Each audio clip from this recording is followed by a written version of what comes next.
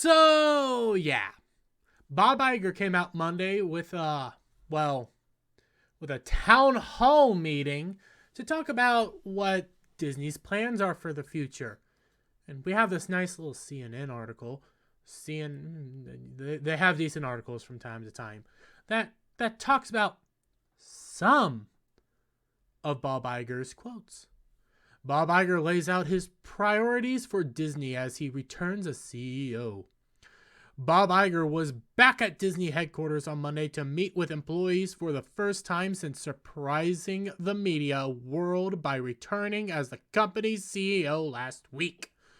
Oh yeah, remember, Bob Iger, the returning hero, the man who definitively will change Disney forever.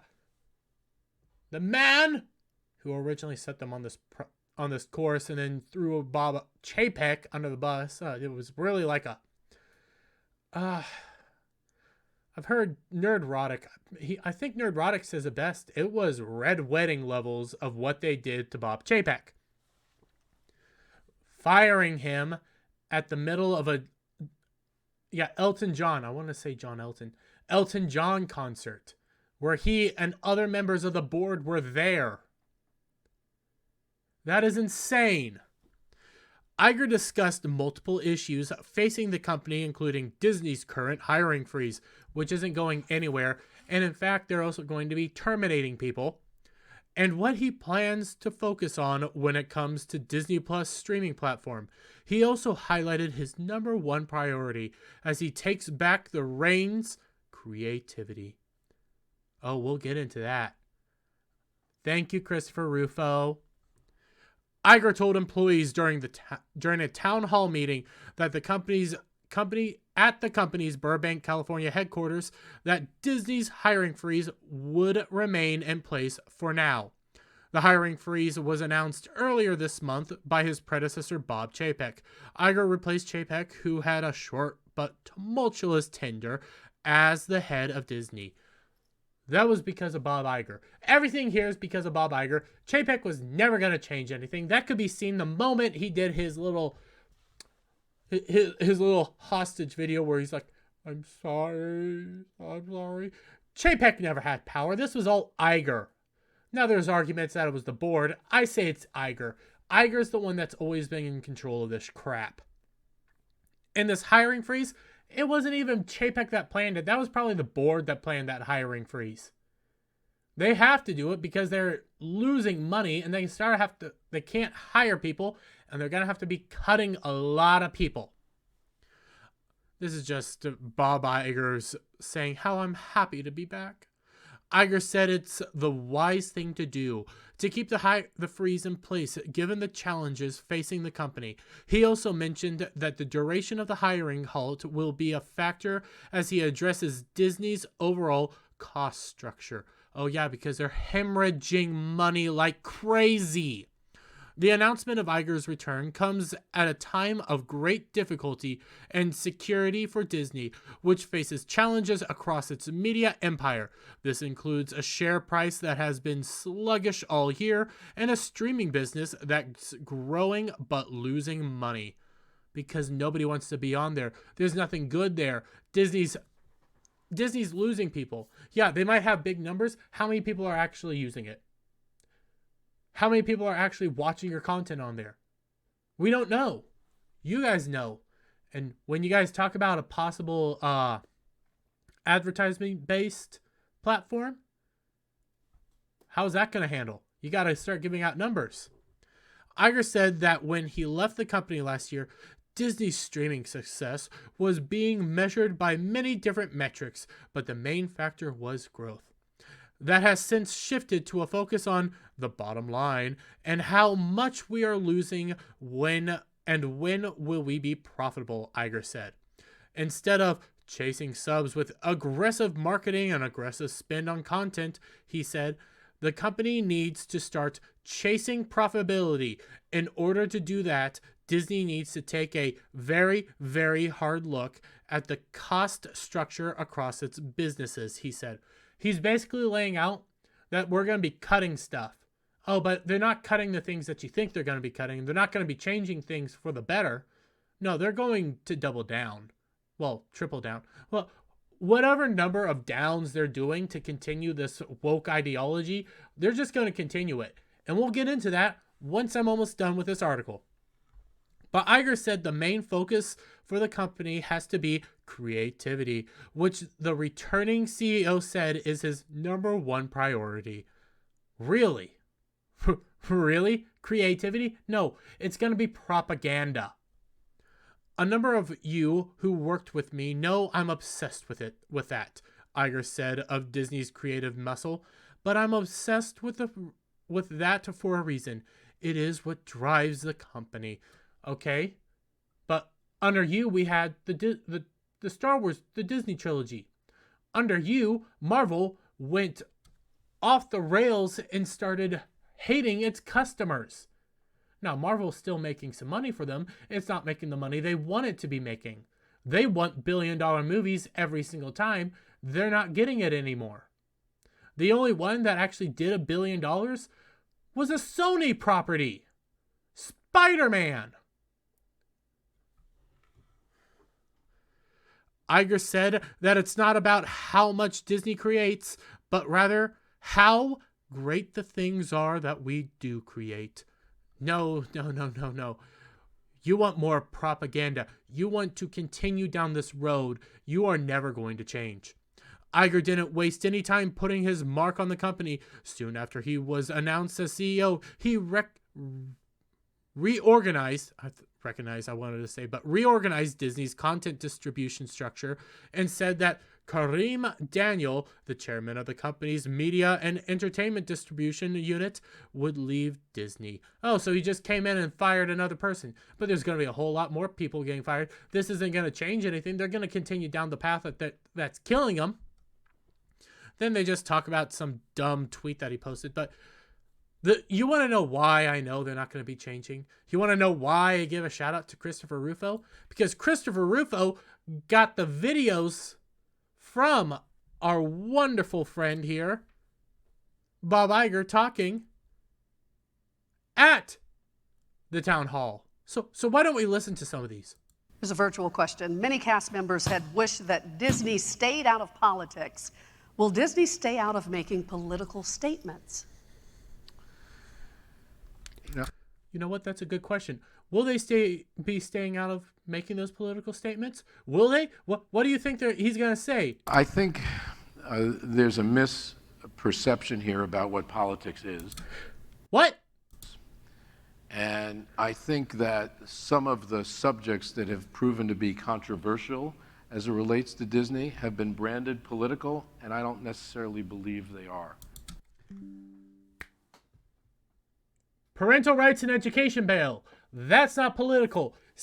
Coming out and saying that you are going to fight to overturn a bill created in Florida for the people of Florida and saying you're going to fight to overturn that's not political. You pushing DIE everywhere, that's not political. I don't think when you are telling stories and attempting to be a good citizen of the world that...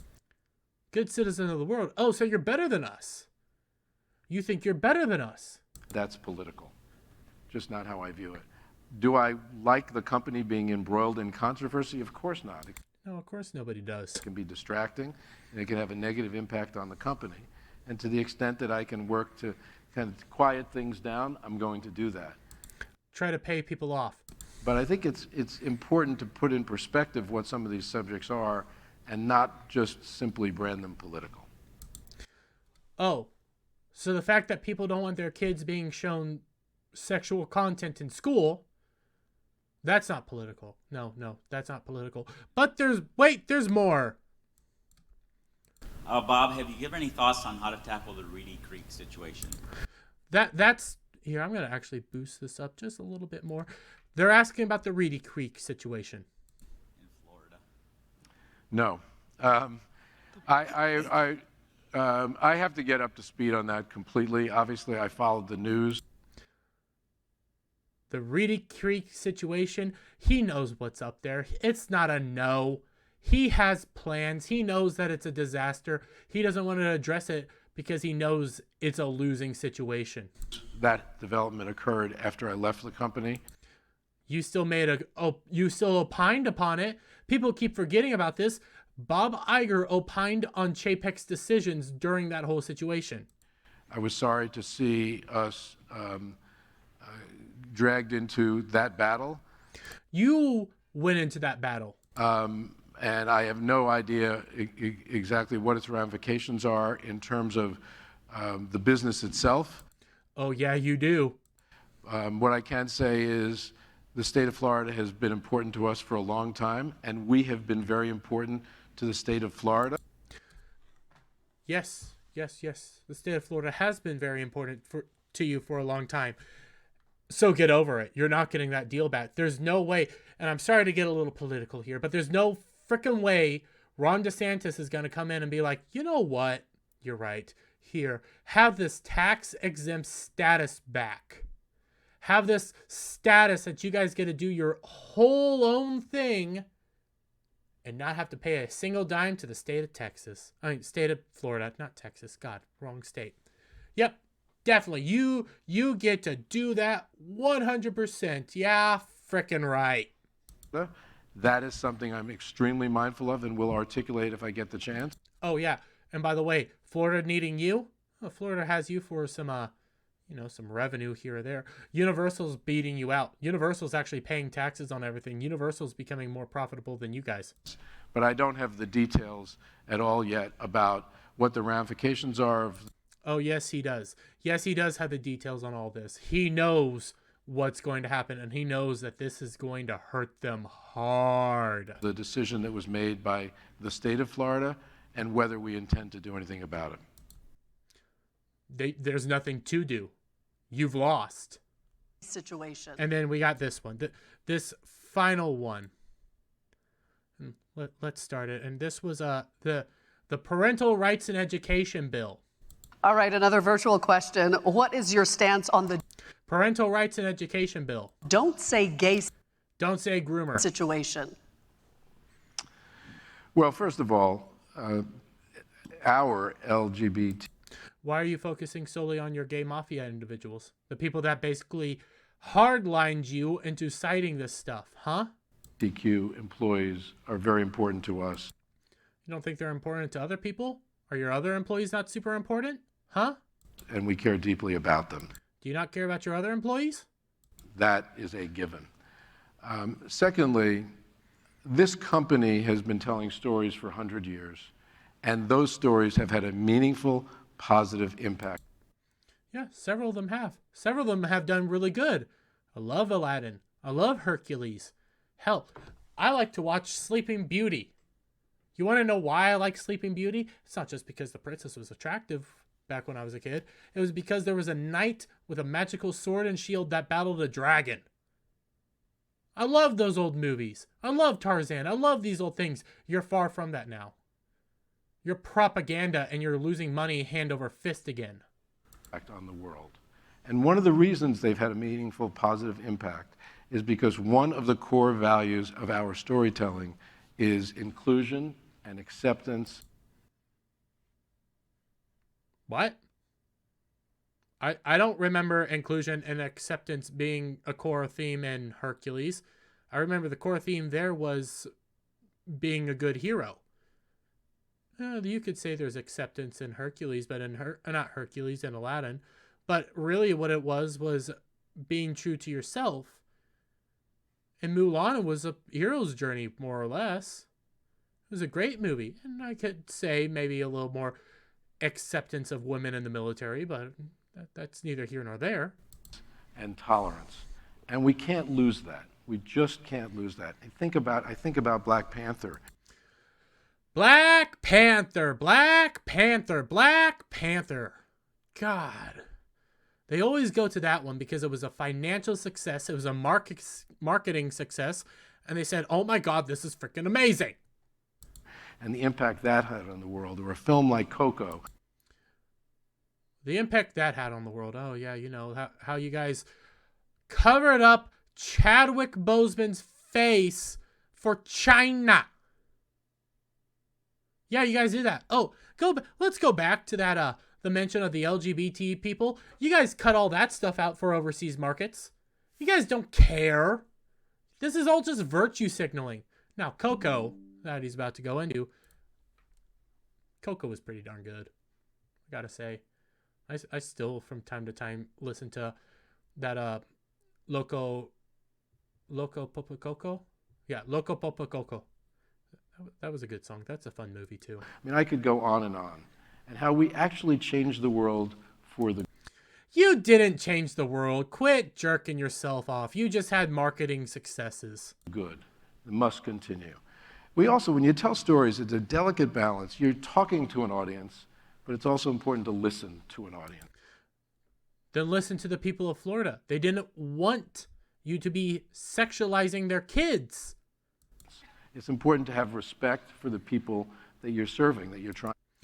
You're not having respect for the people of Florida. You're trying to get rid of a bill. Trying to reach and not have disdain for it.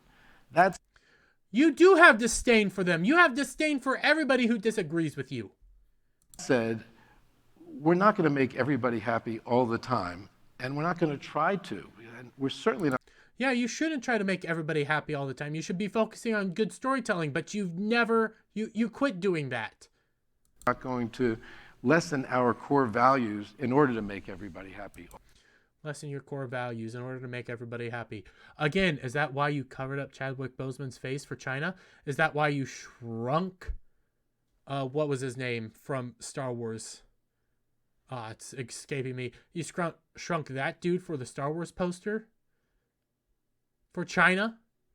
You thanked the CCP for Mulan? Oh, you got to make all these other people happy. We can't make everybody happy, but we were willing to bend over for the CCP for that potential market. Are you weren't willing to listen to people for Star Wars? You weren't willing to listen to people for the Marvel currently? You weren't willing to listen to people, so shut up. All the time. So it's complicated, and there's a balance, but and I at one point I said, we do what we believe is right, and then some. Oh, you do what you believe is right. You don't like parents being allowed to have their own rights over their kids. You think it's right that you have the right over their kids. Someone criticized me for saying, well, who are you to say that that's right? Well, when you're in a job like mine, or you are responsible for the storytelling that many of you are responsible for, you get paid to have a sense for what is right. You're right. He's right. He's right. You want to know why he's right? Because he gets paid to be right. We're all wrong. You know what? You know what? He's right. I'm wrong.